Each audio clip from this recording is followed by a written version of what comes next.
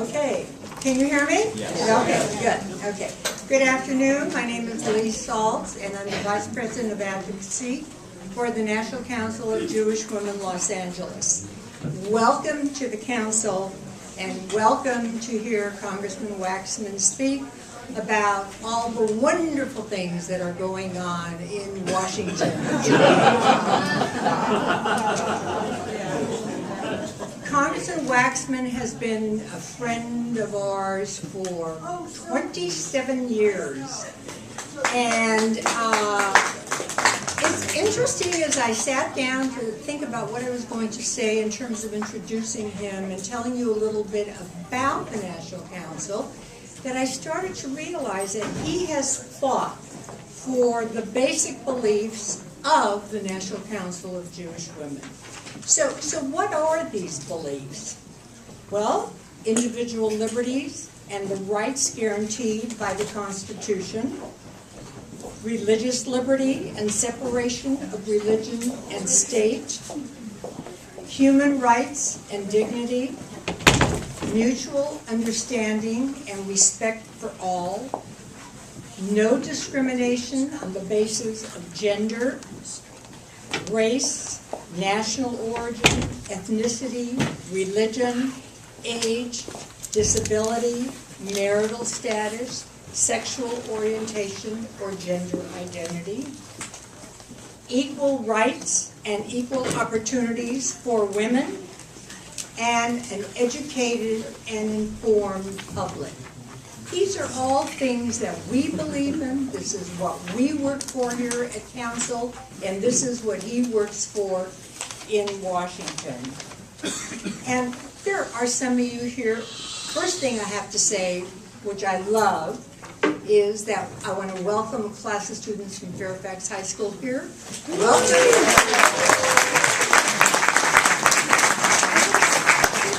Welcome to your initiation to politics 1A. I love seeing you here. I taught at Fairfax for 17 years, and it's great having you here. But for those of you who have not been here before, and you don't know anything about the Council, if you believe in what I just enumerated, and if you think these are topics that you'd like to work for, you don't have to be a woman, you don't have to be Jewish, you just have to say, hey, I like that organization, and I think I'd like to work with them. And when you walk out, on the right side is a table with all membership information, and we would love to have you join us. On your seat, you will find a 3x5 card. Those are for questions, and as Congressman Waxman speaks, if you'd like to write the questions down, we will have people collect them, and we'll give them the questions after he is finished with his presentation. You will also find yellow evaluation cards. We would appreciate it afterward if you take some time to fill them out. We really do value your opinion, and as we plan programs, we use these evaluation cards to decide what kind of programs we will have in the future. May 9th is going to be our last program of the 2012-2013 fiscal year. And for me, it's a very special program since I am an educator and I worked for the Los Angeles Unified School District for over 50 years. May 9th, our topic was going to be the future of education in the state of California. And I have to tell you, it is, even though these young people here are wonderful and they are our future, we need to make sure that there is enough money, that there are rules and regulations for a system of education that does not make us at the 47th of the nation. This is so sad in a state where we had Governor Brown, the first Governor Pat Brown, who decided education was going to be his benchmark for his years in office. So I hope you'll really make an effort to come to our next event, May 9th. We're having wonderful speakers who will give us a overall approach of what is possible and what we can work for. Remember, we are advocacy. We advocate. We go out and we try to bring about change.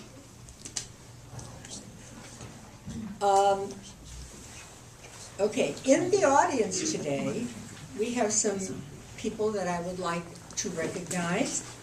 One is John Popach. He is representing Assembly Member Bob Blumenfield. John, there you are. And we have Andrea Kuhn, who is the District Director representing Assembly Member Richard Bloom. So that's Blumenfeld and Bloom, all right? And a lifetime member of National And a lifetime member of the National Council of Jewish Women. Thank you, Andrea. And Mike Aguilera, who represents Congressman Adam Schiff.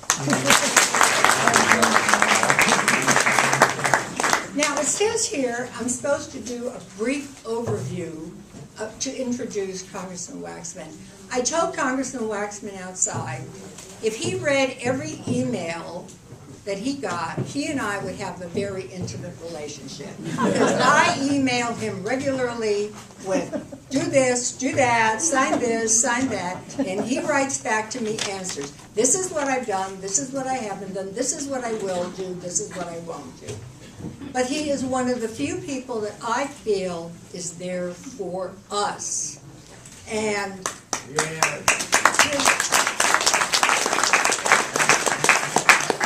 this last election was fascinating because it was the first time he had ever had anyone run against him, and it was a fascinating give and take to see what happens when someone else says, hey, you've been in there too long, I want that seat.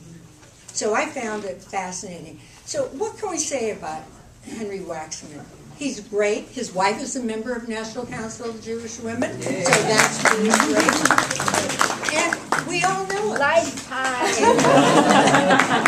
And he's like family. So I'm going to introduce now Congressman Henry Waxman.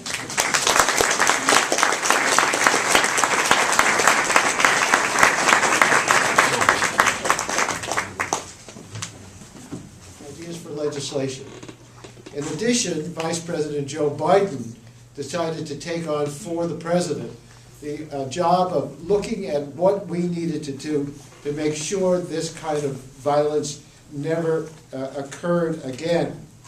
And a lot of bills have been introduced that have been supported by the National Council of Jewish Women that were incorporated in our task force recommendations, whether they're to close the gun show loophole, which people could show up at a gun show and buy a weapon, and there'd be no background check to see whether they're the kind of person we want to allow to buy a firearm, or the large capacity ammunition feeding device or assault weapons.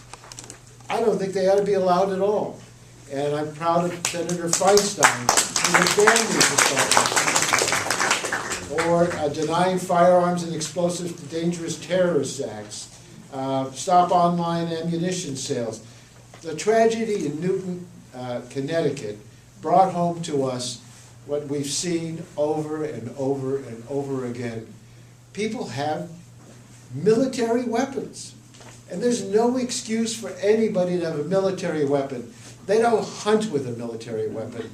The only reason to have a military weapon is to go to war, and people with these weapons are going to war against Americans in movie theaters, in schools, in public places, and the best thing to do, as far as I'm concerned, is to ban all these assault weapons.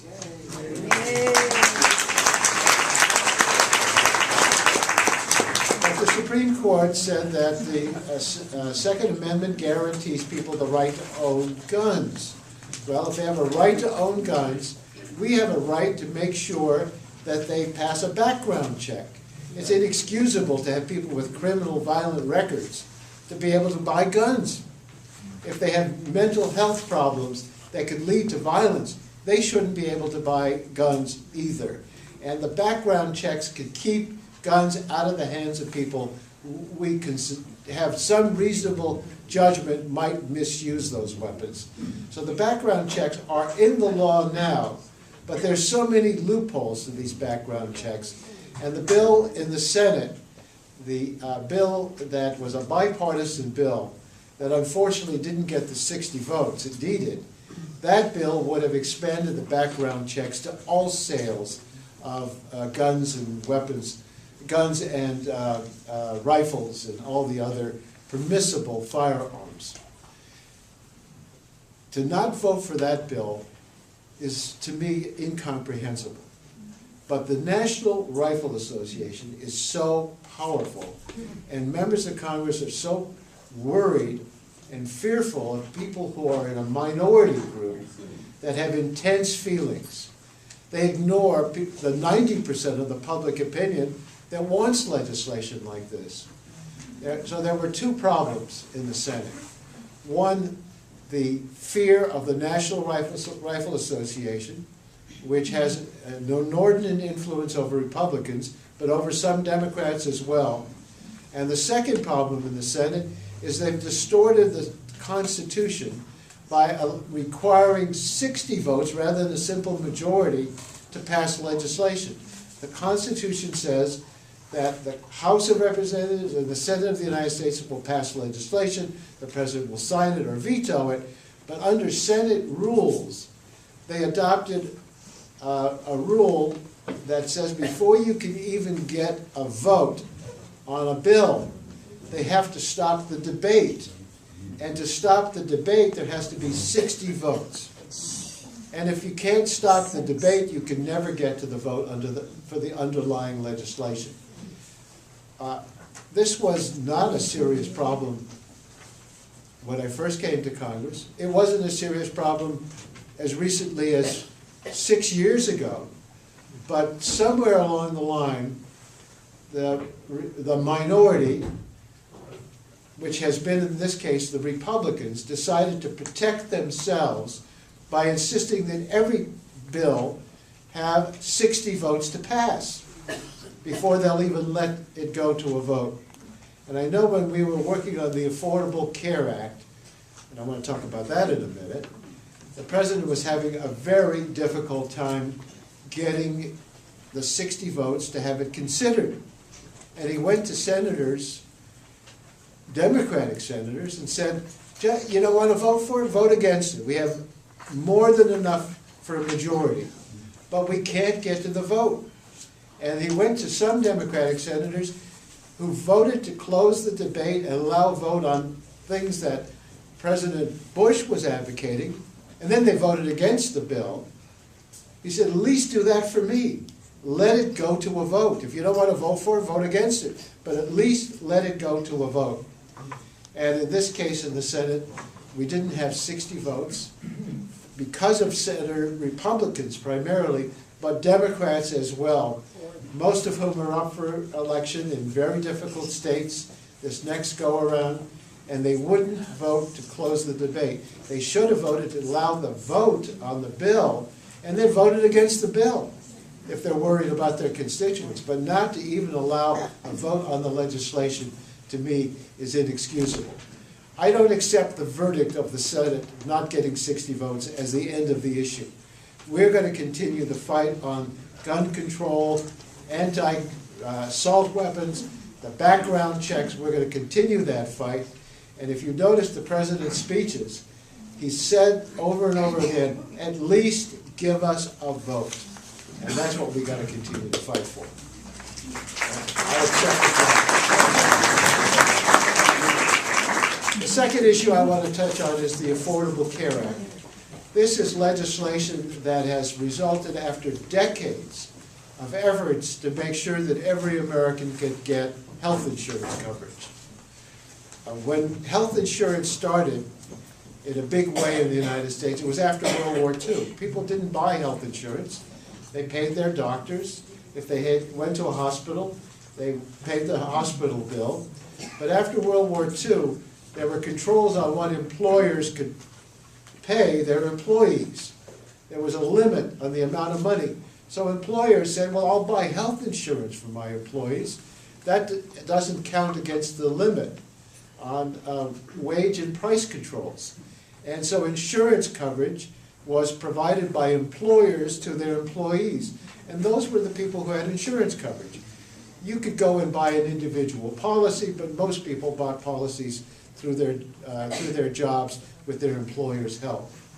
But over the years, employers stopped providing coverage, sometimes because they couldn't afford the cost of health insurance. Or they found that a lot of their employees who had previous medical problems, insurance companies wouldn't provide insurance for anybody in that small group of employees in a small business because the whole group was costing too much. So people were buying their insurance individually. And when you buy your insurance individually, if you have a pre-existing medical condition, the insurance companies either wouldn't sell you a policy, or they would charge so much for that policy you couldn't possibly afford it. And we were finding insurance companies defining pre-existing conditions as being a woman, because women were like need medical services for delivery of a baby, and they had other medical problems, breast, cervical cancer. Not that men didn't have cancer, but they were charging more for women to get individual insurance policies. And one of the things we did in the Affordable Care Act is to say, you cannot deny coverage to a woman or to anybody with pre-existing coverage, pre-existing medical conditions, because they ought to be able to buy insurance at the same price as anybody else, no discrimination. We found insurance companies, after you had insurance, when you got sick, they rescinded the policy. There were a lot of insurance abuses.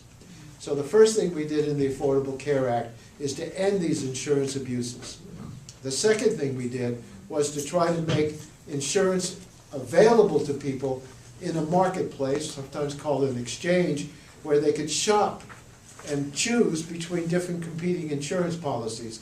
They would all have to provide the same set of benefits at the minimum, so you know if you're buying a policy, you're getting coverage for whatever it might be. There were insurance companies that would sell you insurance for cancer. You say, well, that's my biggest fear. If I got cancer, God forbid, I want coverage. But then if you didn't have cancer, you got sick or had an accident, they'd say, no, your policy doesn't cover it. So we wanted all policies to cover the basic services. One of the issues on basic services is that we asked the Institute of Medicine to define basic services, and they said contraception ought to be a basic preventive service. And that bothered a lot of religious people, especially the Catholic Church, because they said, we don't want to cover contraception because the Church's official doctrine is not to have birth control. I might point out, parenthetically, that 90% of Catholic women have used birth control. But the clergy didn't want coverage for birth control. So we said, okay, if it's insurance coverage for people who are working for the church, we'll exclude them. They could get a policy that wouldn't cover birth control. But if it's the church school, where there are a lot of non-Catholics in the school, or non-Catholic employees, they had to provide coverage for all the preventive services, including birth control. So you might have heard about this dispute. But the other thing the insurance bill will provide, starting in January of next year, among other things that they're already doing now in Medicare, where they're providing preventive services without co-payments, or closing up the donut hole so that you get a break on your pharmaceutical costs. And the bill that's already in effect, parts of the bill that's already in effect, will allow kids to stay on their parents' insurance policies up to age 26. Those things are in effect, but starting next January, people will be able to go to the exchange, choose a policy, and if they can't afford it, they'll get tax breaks to help them pay for that insurance coverage. If you're on Medicare, you don't have to go through the exchanges. You won't be affected in January. If you are working for a big employer that provides you insurance coverage, you don't have to go to the exchanges to get coverage next January. But if you are without insurance coverage and your employer doesn't cover you, or you're retired and you're not on Medicare, you'll be able to buy an insurance policy on the exchange, and we hope to make it affordable by giving tax breaks to lower income people. In California, we're going to run the program, the state government, even under Governor Schwarzenegger, and now especially under Governor Brown, will take on the responsibility, and the program in California is called Covered California. And I think we're going to have a good rollout of the program come next January, and you'll be hearing a lot about it in October, because there'll be a massive push to make people aware of the policies that will be available to them. I'm hopeful that we'll have a comprehensive immigration bill out of this Congress. The issue was a wedge issue politically. Republicans thought there was so much anger at immigrants that they could be against immigrants, and that would help them get a vote in the elections. And in California, we had a governor named Pete Wilson who rode to re-election on that issue. He sponsored a ballot proposal, Prop 181. It was a very mean-spirited ballot proposal. It said that kids of immigrants who are living in the United States couldn't get an education. We couldn't let the public schools give them an education. They wanted to deny all sorts of benefits to people who are immigrants. And it passed, but a lot of it was thrown out as unconstitutional, I'm happy to say. But we need a national law to do a number of things. Make sure that people can't come in here as undocumented aliens. If they're here and they're undocumented and they pay their taxes and they do what they need to do, they should be able to have a pathway to being full-fledged Americans, including citizenship. Young people who are born here, the dreamers, should be able to go to college as citizens and as in-state tuition in our public schools. They ought to have the full opportunities. And that is what will be in the immigration bill. And I'm happy to say that this looks like it's going to be a bipartisan bill, because the last election woke up the Republican Party that there are a lot of immigrants in the United States. A lot of them are Hispanic, a lot of them are Asians, a lot of them from all over the world, and they were losing the votes of people who were citizens, who were first generation Americans, because they looked at the Republican Party as against them. And no party can have such a large group that won't even consider voting for them if that party's going to survive. So the Republicans are now looking to join in on this legislation. On the appropriations, we adopted something that was supposed to force the Congress, Democrats and Republicans, to work together, and that was the threat of what's called sequestration. Now, that's a strange term, that sequestration. We heard it used when people gathered, when the bishops gathered in Rome to select the next pope, because they sequestered them in a room where they would have to decide and talk through their differences and come up with a choice. And that was what a sequestration always meant. But there was a budget term called, just take 10%, let's say, off every spending program and reduce it. We don't care if it's a good program, a bad program, a program that needs more money, a program that should get less money, just arbitrary cuts. And that was adopted in a budget law a year ago, August, to get the Republicans to raise the debt ceiling or destroy the economy of the country. They took our economy and held it hostage. And the only way the president could get them to agree to it was to say, we'll have huge spending cuts, and then, if need be, we'll provide more spending cuts if they couldn't agree on something that was more balanced. And they couldn't agree, and the spending cuts were looming over us, and to everybody's amazement, it happened. And the Republicans said they would never let it happen, and the Democrats said we'd never let it happen, and it happened. We're living under this ridiculous sequestration. It doesn't make any difference whether it's a program that's needed or not, or underfunded or not. We found that traffic controllers, the FAA, was being cut arbitrarily. They're putting people on furloughs. The National Institutes of Health that does research on curing and controlling and preventing diseases, they were cut to the point where they say they can't even give out new research grants. It doesn't make sense. Our military budget was going to be cut. Military budget should be cut, but it should be cut in a wise and smart and effective way, not arbitrarily, and it's being cut arbitrarily. So we're trying to stop the sequestration, but it is already in effect, and it's doing a lot of harm. But the president is trying to use his budget to entice the Republicans into a broad agreement. Now, I cannot understand why we can't get compromise. In all my years in Congress, and all the bills I've ever passed into law, it resulted from bipartisan compromise. And that's the way things should be. Republicans may not want to do things my way. I want to hear what they say. Maybe they have a better idea. But at the end of the day, there's some things you just got to agree on, or nothing happens. They can stop us, we can stop them, and nothing gets done. But the country needs things to be done, especially since we've been in a very deep recession with a lot of unemployed Americans. So the president, to get them to agree to come to the table, has put out in his budget some provisions that I find very troubling.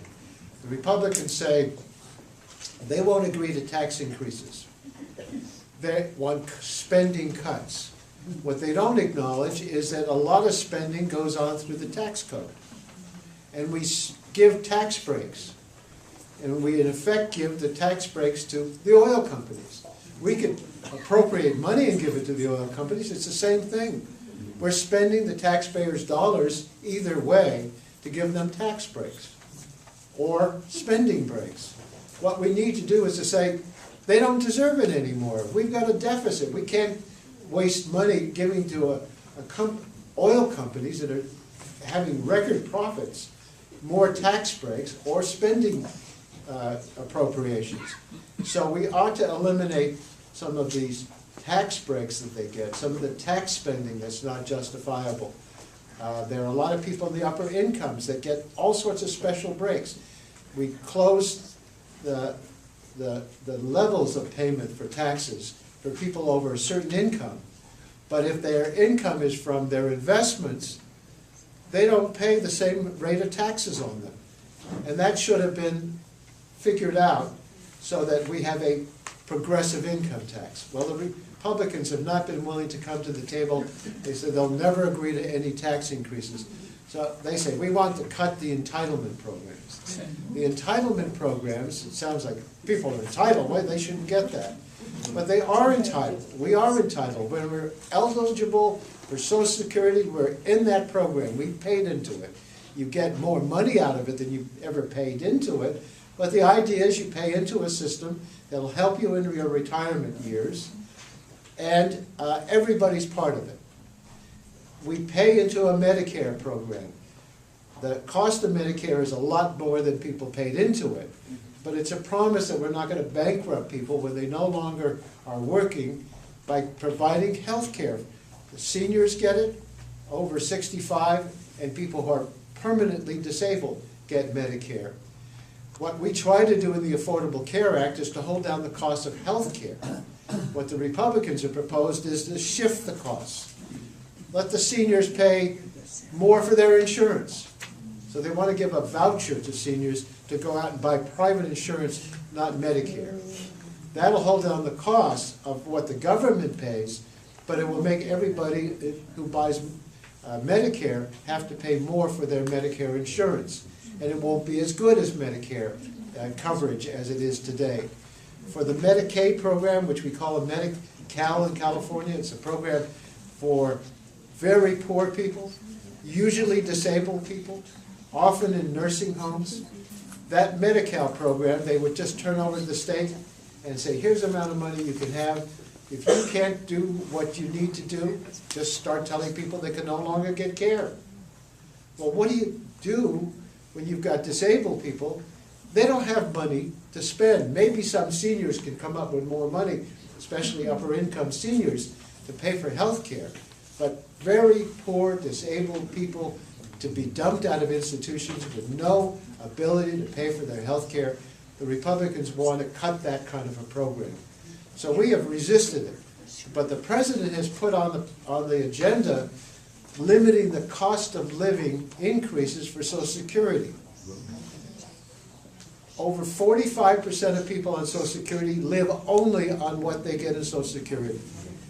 Social Security pays a very small amount of money, and it's very hard to live on that. But they don't count the extra costs that seniors have, that for which they need an additional cost of living for inflation. They're talking about inflation for the rest of the economy, and we need to make sure that that cost of living increases. So those are some of the issues that are before us right now. I hope we can get something done. I have never been more frustrated in my life.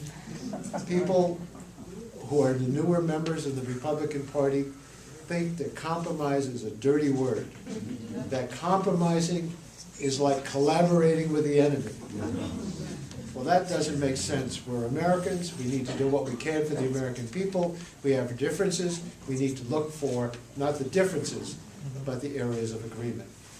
I thank you very much for the chance to make these statements. I look forward to your questions.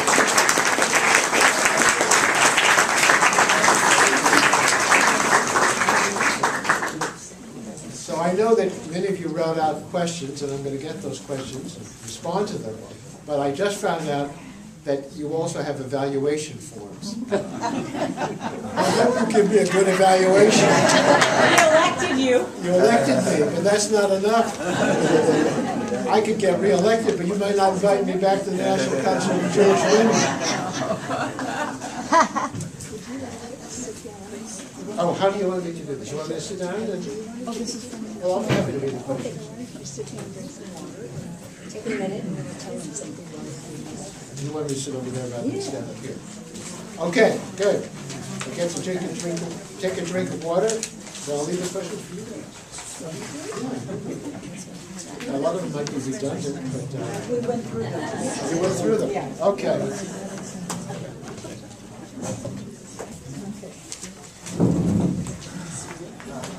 We have gone through the questions and pulled the ones that we feel were redundant. So if your question is not asked, please don't feel offended. It's just that someone else had asked it possibly in a different way. So we're going to wait for Congressman Waxman to drink some water, and then we will start with the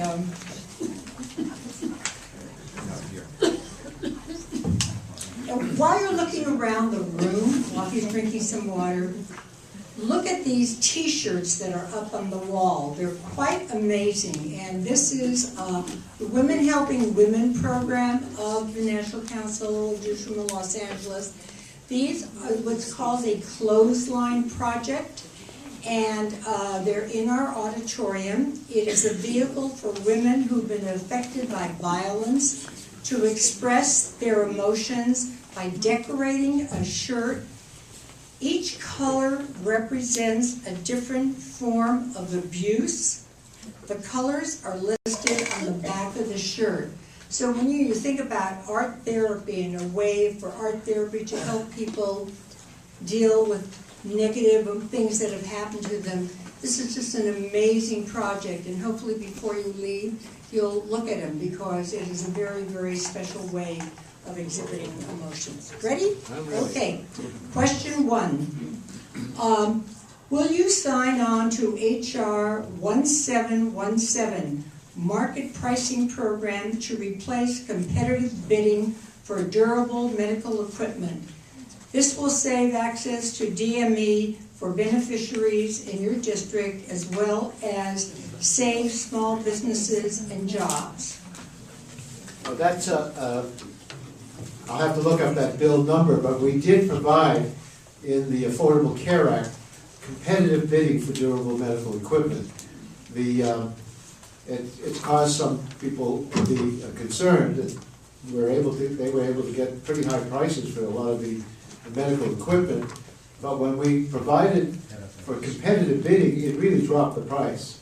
And we do have people willing to sell that equipment.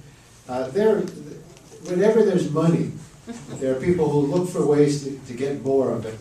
And in the healthcare area, we've got to make sure that we're using that money as wisely and efficiently as possible. Not only their taxpayers' dollars, but they're dollars that we need to provide medical services to as many people as possible. So I don't know about that specific bill. I'll find out more about it if Lisa would write it down. But we did adopt competitive bidding for people who do provide medical equipment. Okay. George Will addressed gun control by suggesting that the constitutional right to bear arms is possibly no longer necessary, pointing out that in these times, those times, arms were needed to hunt for food, protect family and selves from attacks and basic survival. Do you think a constitutional amendment should exist on this issue, and would you support such an amendment? There is a constitutional amendment, the Second Amendment, and that provides that people may bear arms and organize militia. And my understanding of it was you can have arms for purposes of being in a militia, dating back to the thinking of the fight for the beginning of this country. I never thought that that Second Amendment meant everybody could bear arms, they don't have to disclose it, they can conceal it. But that's what the Supreme Court has said. And it's not the first decision of the Supreme Court that has disappointed me and caused a lot of problems. And a lot of those decisions are 5-4 decisions by this Supreme Court. And that was the decision. I don't know if we need to amend the Constitution. It sounds like George Will and I might agree on this issue. I don't think that people have a constitutional right to have assault weapons or to have guns even, under all circumstances. The idea you could bring it into church, you could bring it into school, you could carry it with you and no one would know that you had it, and that if you got angry you could use it. That doesn't make sense to me, and I don't believe that the Constitution of the United States, even under the existing language, should permit that sort of thing, and we can adopt reasonable regulations. How can we prevent the consumer price index from being chained? Many retirees depend upon the small increases, which are extremely important to their lifestyles. I mentioned that in my remarks. They call it the chained CPI, Consumer Price Index. They would use a different index. Surprisingly, that's an index that slows down the increase. The argument by economists is that the cost of living increase that people get in Social Security is too generous. And that if you, they have notions of that if you like apples and the apples cost more, you would switch to a banana. And therefore, we think that people have a higher cost of living increase than is real. I think that they don't understand what it's like to be on Social Security and live on Social Security. So I don't agree with that economic theory, and the only reason it's being grasped by people who want us to adopt it is to deny the cost of living increases. And if you're denied a cost of living increase 1 year, your Social Security starts at a lower base. And then the next year, you never catch up.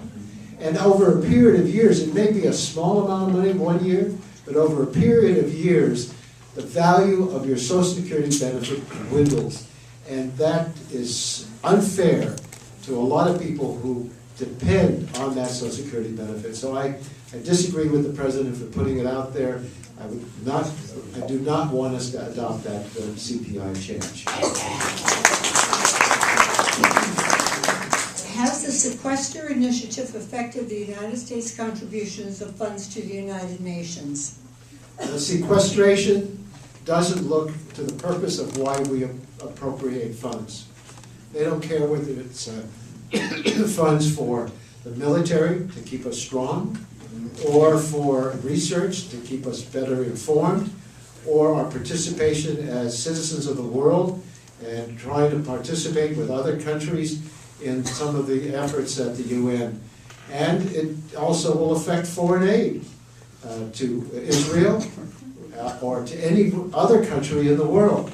So the sequestration is going to do a lot of harm to the programs that we fund. And if we don't need the programs, eliminate them. And take the money that you eliminate from one program and add it to others. But don't take every program as if they're equal and cut them in equal amount.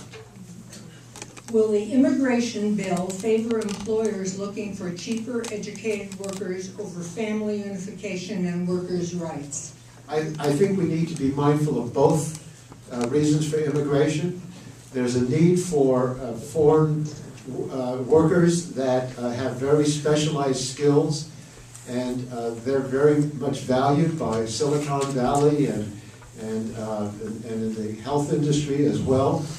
It's helpful to have people with those skills come to the United States. Many people come to the United States and get educated here. And if they have skills and want to live here, we should give them an opportunity to live here because we'll benefit from their education. If we force them to go home, we're not going to get any benefit out of that education. If they choose to be here, we ought to allow them to be here under those parts of the immigration law. But family reunification is also very important. Families are important. So both are going to have to be, in my view, a part of the immigration bill. Okay, why did Senator Harry Reid not stop filibusters?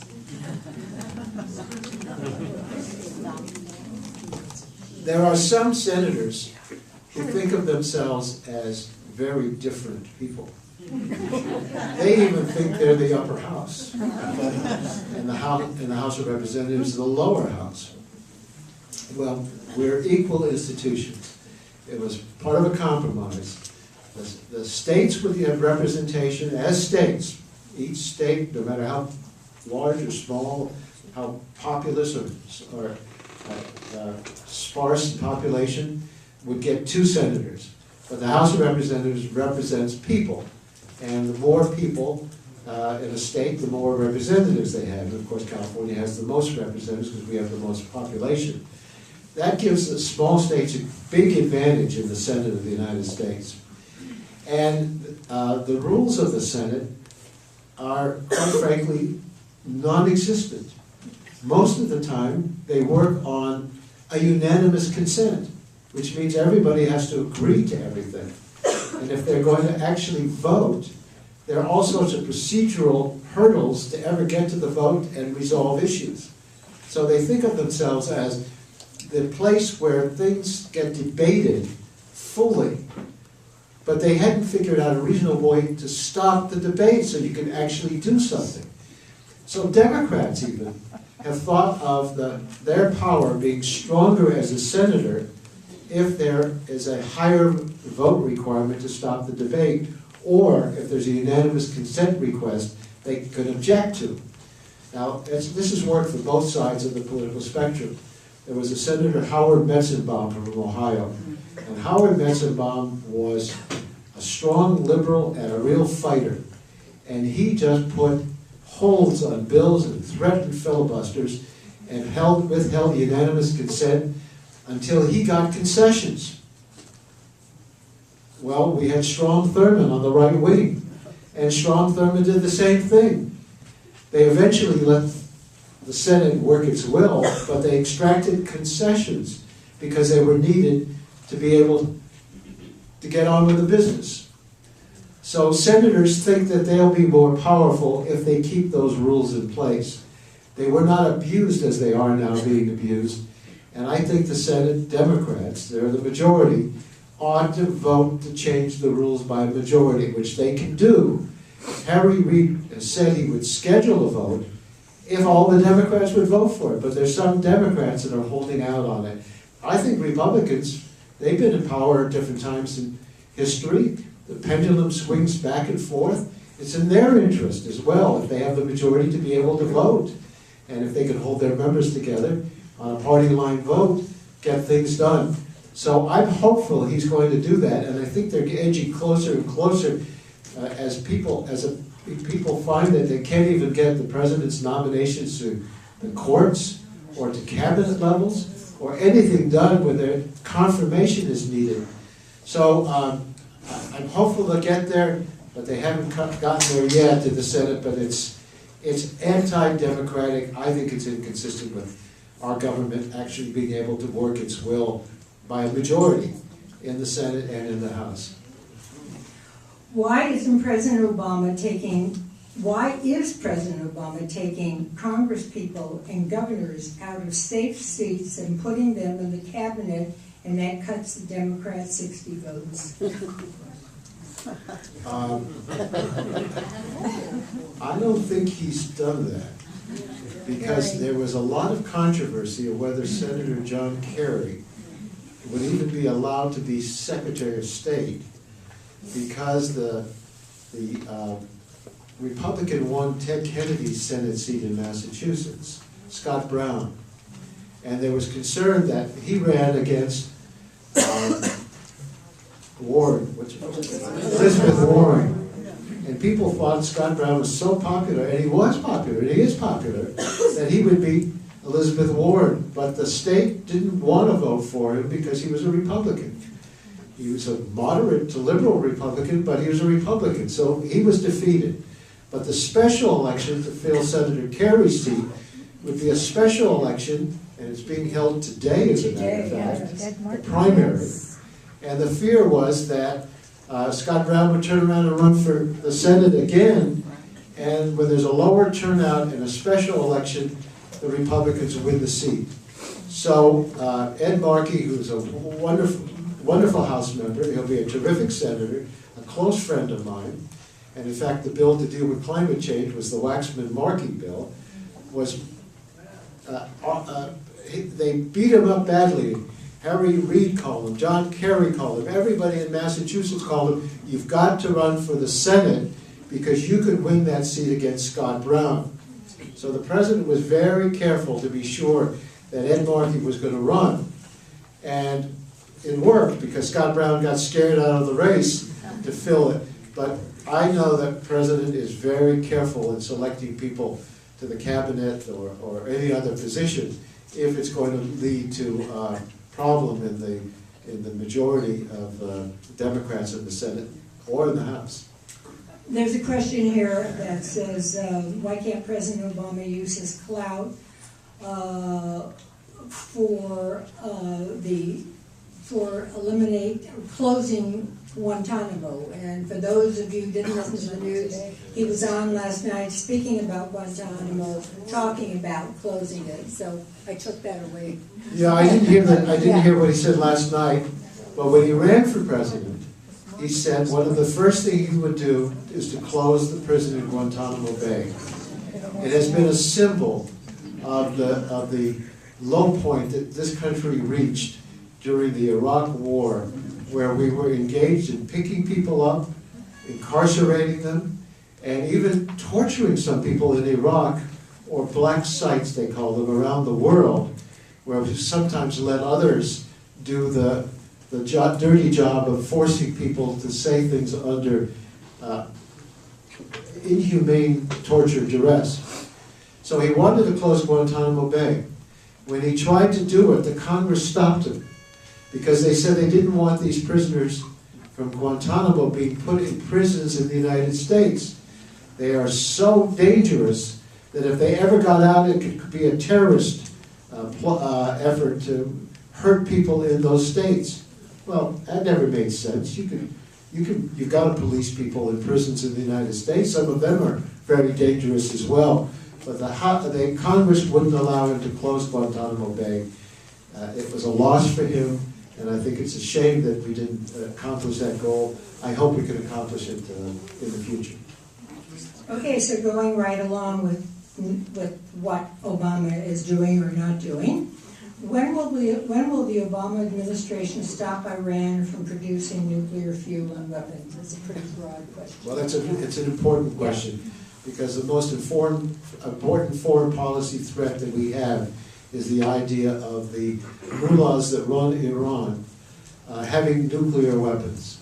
I shouldn't say mullahs because it sounds like I'm disrespectful, but this is a theocracy where even the people in Iran who share the Shia version of the Muslim religion do not respect the clergy people, so-called, that have taken on and turned that country into a authoritarian country. And the authoritarian regime in Iran wants nuclear weapons. The president of Iran, Ahmadinejad, said that one of the things he'd like to do is to wipe Israel off the face of the map. They say Israel, being a country, is a threat to humanity. It's a crime against humanity. So they've been making it very clear that they would go against Israel, but they're also a threat to the rest of the world as well. Not only could they use nuclear weapons against Israel and NATO countries, I don't think they could reach the United States, but they would lead to greater proliferation. The king of Saudi Arabia has said if Iran has a nuclear weapon, they're going to get a nuclear weapon. In other Arab countries, they will move toward a nuclear weapon as well. And what we need to do is to control the spread of nuclear weapons, not allow it to be increased, as well as the fact that Iran is the leading supporter of terrorism. And we wouldn't know if they gave nuclear weapons to terrorists. We wouldn't know if there was a nuclear attack by somebody bringing in a nuclear weapon to the United States, whether it was Iran or a terrorist organization. So the president has said they will not be allowed to develop a nuclear weapon. And our efforts to get them to stop it have been very intensive sanctions that are hurting the economy in Iran. And we are using diplomacy to try to convince them to give up their nuclear weapons. Right now it's not working. Iran is insisting on going forward, but there's something you need to know. There's an election, so-called, in Iran in June. The leader of Iran, the supreme leader of Iran, Khomeini, does not want Ahmadinejad to stay in the presidency. He's going to get somebody that he wants in the presidency. And so he's not even willing to negotiate diplomatically with the United States and the other countries. And we believe until that election will be over. And there are internal problems in Iran, and so he feels threatened by those internal problems and fears that we are trying to change the regime in Iran. Well, I'd love to see the regime change in Iran, but you can't negotiate with a leader with the idea that you're going to require him to be committing political suicide. So at least if he stays there, they should not be able to go forward with the development of a nuclear weapon. We've also said, the president has said, that we are not taking military option off the table. So Iran should know that if they don't agree to it and they move to the point where they're able to put together a nuclear weapon, that the United States and the rest of the international community will not only negotiate and impose economic sanctions, but may well use military force to stop them from getting a nuclear weapon. I support the president's efforts. We ought to never use the military option except as a last resort, and I'm hoping that the sanctions and the pressure on the Iranian leaders will work. They have worked in the past. Iran agreed to end the war against Iraq. It went on for a very long period of time. We think they're rational enough to recognize that when the international community is against them and they cannot sell their oil and their economy is doing so poorly, that the people want a change that they will recognize for their own survival. They've got to agree to a change that will allow them to have nuclear power, but not nuclear weapons. Okay. Will you sign on to the Grayson Takano letter saying you will not vote for any cuts to Social Security or Medicare? I signed on to a letter that was proposed by Representative Jan Schakowsky and others that said to the president, do not put this cost of living change CPI as part of the budget. We don't want changes in Medicare that will make it more expensive. for the recipients of Medicare, the beneficiaries of Medicare. We urge them not to have that as part of the budget. We strongly resist it. But I would not sign on to the letter that's saying, under no circumstances will I vote for a bill that had that in it. It's like the Republicans pledged they'll never vote for a tax increase. I don't want to sign a pledge, under no circumstances will I ever do something. I'll express my feelings not to do certain things, but I don't want to make that kind of a pledge. I could see possibilities where some things that we don't like may be in a final budget that will get us a lot of other things that we do want. So I'm not going to sign an unequivocal pledge to vote against or for any particular bill. For a bill, maybe, not against it. Why isn't there an anti-NRA lobby organization that can go counter the NRA's threats to vulnerable congressmen? You would think that 90% of public opinion, even in their districts, in their states, would have an impact. And the president has done a great deal to bring to the attention of the American people. He's not against guns. This is not against your right to bear arms. It is against your right to have military weapons and not to have background checks before you're able to buy any kind of a weapon. And I think the public opinion has come to his side of it, our side of the argument. But in some places, the culture, particularly in the South, the culture is such that they are fearful that they'd lose their right to have their family guns. And so people know that the ones who care the most about an issue are the ones who are going to see how you voted on that issue. Public opinion can be strongly for gun control of one sort or another, but that broad public opinion they think might not translate into the votes they need. We've got to lobby to get people to tell their representative they care about this issue. It's not just a vote for the public opinion polls. They care about it, and they're going to watch their senators and congressmen on this issue and how they vote on it. Okay, will the Supreme Court, do you think the Supreme Court will ever overturn gerrymandering? They have hinted about it in some of the opinions they've written, but they have taken the view that they will look at the law and see if something's unconstitutional, but there are some things that are political in nature, and that they don't want to interfere in that process. They said districts have to be equal population. They said districts cannot be disjointed. They have to be not a part here and then a part over there. They have to be contiguous.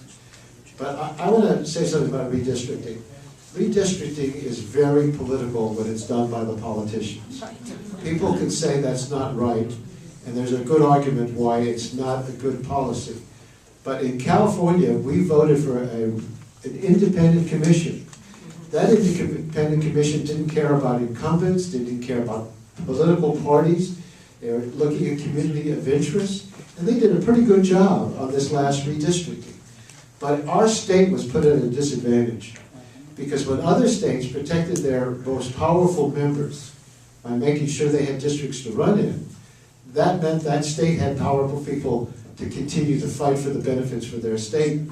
We lost David Dreyer, a Republican, but he was chairman of the Rules Committee. Eldon Gallagly, a Republican, who was very important senior member. We lost Representative Howard Berman, who was chairman of the Foreign Affairs Committee. We lost a number of other senior members. We had races, not because of the redistricting, but because of the other law saying the top two would run against each other, where people had a Republican versus a Republican, or a Democrat versus a Democrat in the November election, and didn't even have a choice of somebody from their own political party. I think every state ought to be required to adopt the law that we have in California, so that redistricting will be done in a fair way. And I thought at one time this top two runoff might be a good way to do it, but I thought it was terrible. My opponent, who is named Bloomfield, so there's Blumenfeld in the valley, and there was a Richard Bloom in the assembly, And Bloomfield, William E. Bloomfield III, who ran against me, his father was William E. Bloomfield Jr., but he was William E. Bloomfield. And his initials were W.E.B. And a lot of people said that I was being challenged by an internet multi-millionaire. Well, my opponent's father made a lot of money on coin-operated laundries. Smart businessman, made a fortune. His son took over the business, did some real estate, increased the fortune, and he got bored with making money. He didn't need it. He had a Mitt Romney type fortune, still has it. So he was able to spend out of his own pocket $8 million against me in the election, outspending me 4-1. But he ran as an independent, not as a Republican, even though his whole life had been as a Republican, and he contributed millions of dollars to the Republican Party and worked for John McCain against President Obama. And he suddenly said, I'm an independent, I'm not a politician. So he outspent me, and a lot of people thought he was an independent, and he held me to the lowest margin I've had in my career in Congress. I only had 54% of the vote, but I think we reached the bottom of what a Democrat can get in this district. It is a Democratic district. President Obama carried it 60%.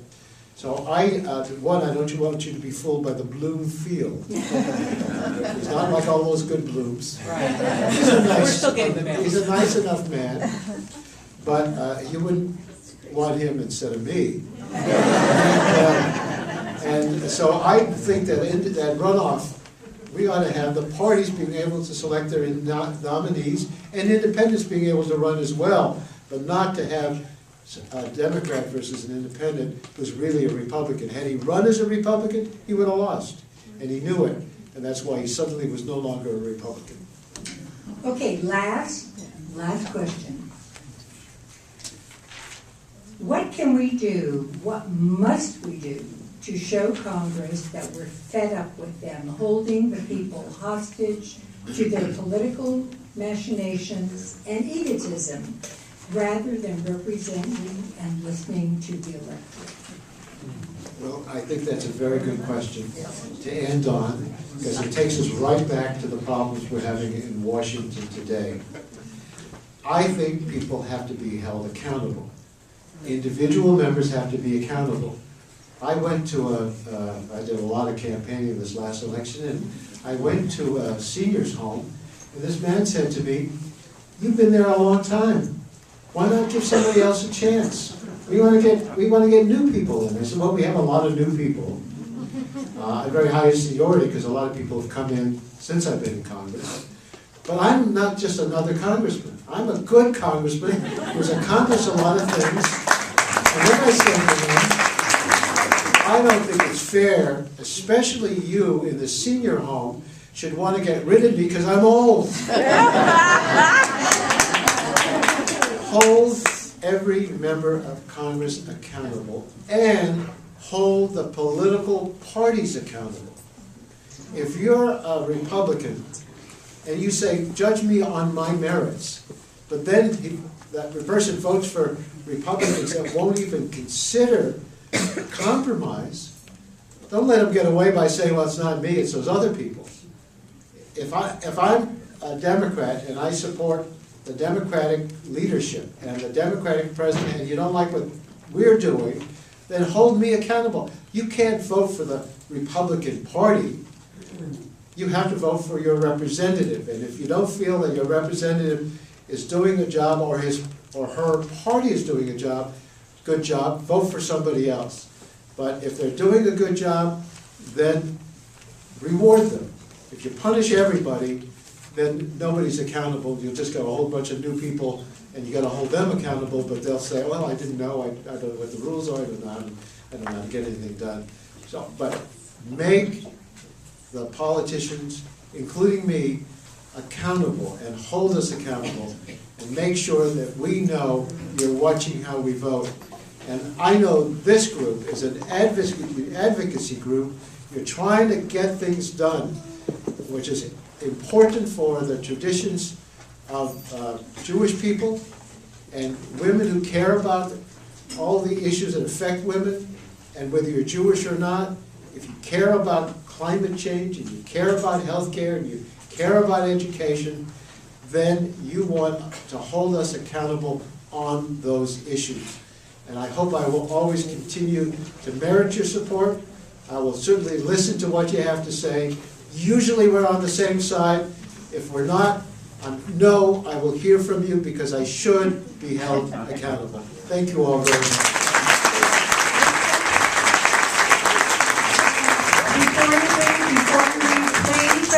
Take this paper with you. This is for our May 9th event on the crisis of public education in the state of California. Fill out the yellow evaluation, and thank you again, Congressman Waxman. This is wonderful.